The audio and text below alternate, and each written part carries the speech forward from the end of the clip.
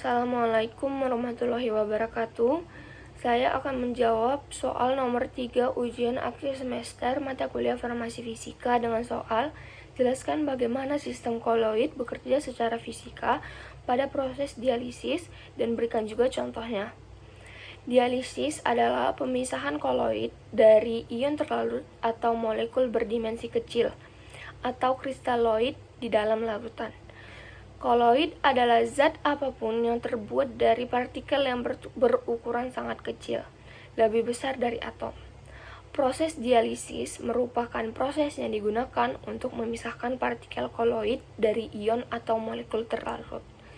Dialisis dimungkinkan karena tingkat difusi yang tidak sama melalui membran semi-permeabel. Membran semi-permeabel adalah membran yang memungkinkan beberapa molekul melewatinya, sementara yang lain tidak dibiarkan melewatinya.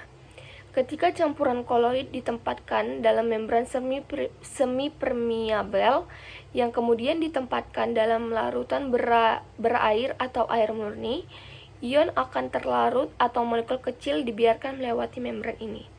Hal ini menyebabkan partikel koloid tetap berada di dalam membran, karena partikel tersebut tidak mampu melewati pori-pori membran yang kecil. Contoh dari proses dialisis adalah hemodialisis. Hemodialisis merupakan metode pengobatan bagi penderita gagal ginjal dengan proses dialisis.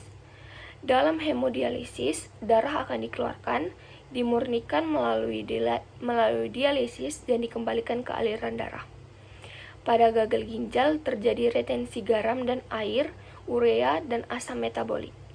Pasien yang mengalami gagal ginjal kemudian dihubungkan ke mesin dialisis yang juga disebut hemodializer.